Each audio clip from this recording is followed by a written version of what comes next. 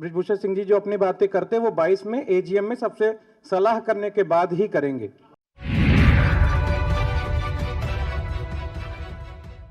नमस्कार, इन खबर में आपका स्वागत है।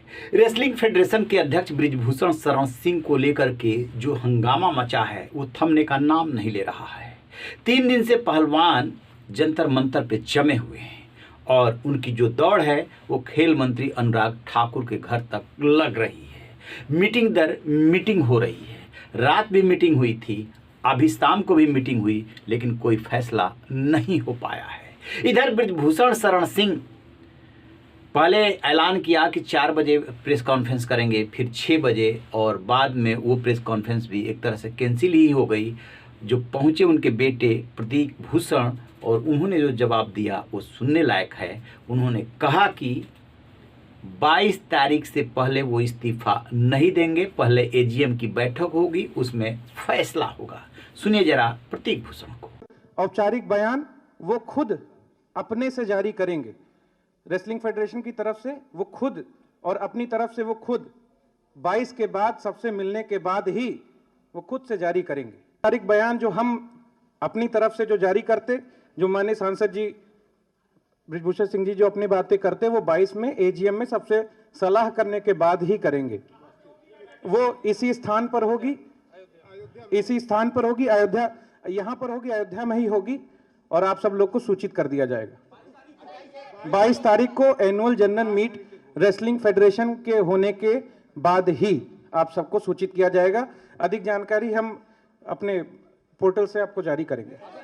अब आते हैं असल स्टोरी के पीछे। आखिरकार मामला क्या है, क्यों देरी हो रही है? बीजेपी के सांसद हैं कैसरगंज से बृजभूषण शरण सिंह, बीजेपी के नेता हैं, उधर के दबंग नेता माने जाते हैं। आखिरकार सरकार को उनसे इस्तीफा लेने में क्या दिक्कत आ रही है, जब देश भर के पहलवान यहाँ जुटे हैं, खास तौर से हरियाणा के, और खाप पंचायतें ऐलान कर रही है, चेतावनी दे रही है कि यदि फैसला नहीं लिया गया तो फिर जो है बहुत मुश्किल होगी। फिर भी बीजेपी या सरकार या बृजभूषण सिंह कोई भी पीछे कदम हटाने को तैयार नहीं है। और आज की जो प्रेस कॉन्फ्रेंस है वो क्यों कैंसिल हुई? देखिए, इसके पीछे जो कहानी चल रही है, बृजभूषण शरण सिंह भी अड़ गए हैं और उनका कहना ये है कि कुछ ये कहानी वैसे हो रही है जैसे कि मुद्दई तो है वो सुस्त है और गवाह चुस्त है। जो वो पहले दिन से ये सवाल उठा रहे हैं जब यौन शोषण का आरोप लगा तो, कि जिनका यौन शोषण हुआ वो लोग कहाँ हैं।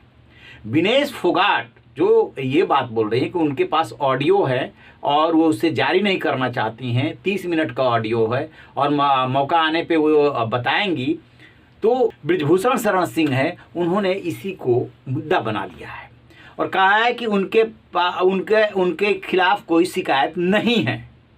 जब तक पुलिस में कोई कंप्लेंट नहीं होती है, जब तक शिकायतकर्ता सामने नहीं आता है, एक जनरल रिमार्क दे देने से कि यौन शोषण हुआ या सबका उत्पीड़न हुआ, कैसे कार्रवाई हो सकती है? क्या किसी की कृपा से बने? पहले दिन से वो स्टैंड लिए हुए हैं। दरअसल जो यौन शोषण का आरोप लगा है वो दूसरे दिन आरोप लगा है। अब बात ये भी आ रही है कि क्या सिर्फ ये ईगो का टकराव है? बृजभूषण शरण सिंह जो है बाहुबली है, दबंग है, तो जो खिलाड़ियों के साथ उनका व्यवहार रहता है वो रूखा रहता है, डांटने फटकारने वाला रहता है। तो ईगो का टकराव है या बात इससे आगे की है? तो जिस तरीके से वो अड़े हुए हैं वो उसके पीछे यही संदेश दे रहे हैं कि हमने ऐसा कुछ किया ही नहीं है। तो फिर किसने किया? क्या कोच ने किया है कि नहीं किया है? ये सारी बातें हैं, क्योंकि अब खिलाड़ियों में भी जो है 2 ग्रुप बन रहे हैं। एक ग्रुप देश भर का यहाँ बैठा हुआ है, वो कोई मामूली खिलाड़ी नहीं है, वो ओलंपिक में, राष्ट्रमंडल में, एशियन गेम्स में पदक ले आ चुके हैं, तो उनको भी कोई इग्नोर नहीं कर सकता। और उनकी जो सबसे बड़ी डिमांड है वो ये डिमांड है कि ये इस्तीफा दें, और ये इस्तीफे के लिए तैयार नहीं है। फिर एजीएम की बात चल करके इन्होंने कह दिया कि एजीएम होगी, उसके बाद उसमें फैसला लिया जाएगा, फिर वो अपना ऐलान करेंगे। इस बीच में क्या किया हुआ है कि WFI ने जो 72 घंटे का टाइम मिला था उसमें अपना विस्तृत जवाब खेल मंत्रालय को भेज दिया है। खेल मंत्रालय जो चाहता है कि इसमें एक कमेटी बने और किसी तरीके से मामला शांत हो, उस कमेटी की जांच रिपोर्ट के आधार पर एक्शन हो। ये सोर्सेज के हवाले से खबर आ रही है। यही वजह है कि जो ब्रिजभूषण शरण सिंह ने यह ऐलान किया था कि वो बोलेंगे तो सुनामी आ जाएगी, उनके प्रेस कॉन्फ्रेंस कैंसिल होने के पीछे के जो कारण बताए जा रहे हैं कि ऊपर से उनसे कहा गया कि जुबान बंद रखिए, तो उसके बाद ही उन्होंने प्रेस कॉन्फ्रेंस रद्द की है, ऐसी खबरें आ रही है। बीजेपी के लिए दोहरी मुश्किल है। एक तरफ हरियाणा की खाप पंचायतें चेतावनी दे रही है, पश्चिमी उत्तर प्रदेश भी उसमें शामिल है, और जो जाट बहुल इलाके हैं उनकी खाप बहुत मजबूत है। जो बीजेपी के नेता हैं वो भी इस बात को लेकर परेशान हैं कि नई परेशानी पैदा हो गई है। और उधर क्या है कि पूरब में जो राजपूत समाज है वो काफ़ी दबंग है, काफ़ी प्रभावशाली है। तो जो आम चुनाव होने वाला है उसमें जो है उस वर्ग को भी बीजेपी इग्नोर करने की स्थिति में नहीं है। तो इधर कुआं उधर खाई वाली स्थिति हो गई है।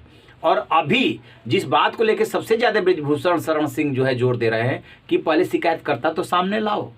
शिकायतकर्ता यदि सामने होता, FIR होती, तो हटाना ज़्यादा ईजी था। और अभी जो खिलाड़ी बोल रहे हैं, अरे जो पहलवान बोल रहे हैं, वो ये बात बोल रहे हैं कि वक्त आने पर हम सब कुछ देंगे, लेकिन अभी कंप्लेंट कोई दर्ज नहीं हुई है। तो ऊपर से सीधे हस्तक्षेप है, इसलिए प्रेस कॉन्फ्रेंस कैंसिल हुई है। और ब्रिजभूषण शरण सिंह ये भी आरोप लगा चुके हैं, ये भी बोल चुके हैं जो कुछ खास लोगों से कि इसके पीछे बहुत बड़ा खेल है, कोई बिजनेसमैन खेल कर रहा है।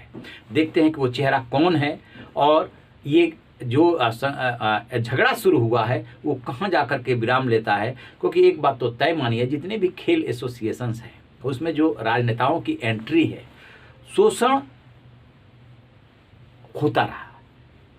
हम इस प्रकरण को थोड़ा किनारे छोड़ दे तो जो महिला पहलवान है, कोई भी आरोप लगाने से पहले सोचता है तो कुछ तो हुआ है जो इतना महिला पहलवान और सारे देश के पहलवान एक होकर के जंतर मंतर पे डटे हुए हैं। और इधर कह रहे हैं कि हमने ऐसा कुछ किया नहीं है, हम इस बात पे अडिग है कि शिकायतकर्ता सामने लाओ। यहीं पे बात फंसी हुई है। अब देखते हैं कि खेल मंत्रालय और खेल मंत्री से बातचीत के बाद जो अनुराग ठाकुर इसमें पहल किए हुए हैं, लगातार संपर्क में बातचीत कर रहे हैं, कोई नतीजा निकलता है या ये लड़ाई लंबी खींचती है, बीजेपी के लिए नुकसानदेह साबित होती है। इस पर हमारी नजर रहेगी। रहिए बेखबर, देखते रहिए इन खबर। Thank you.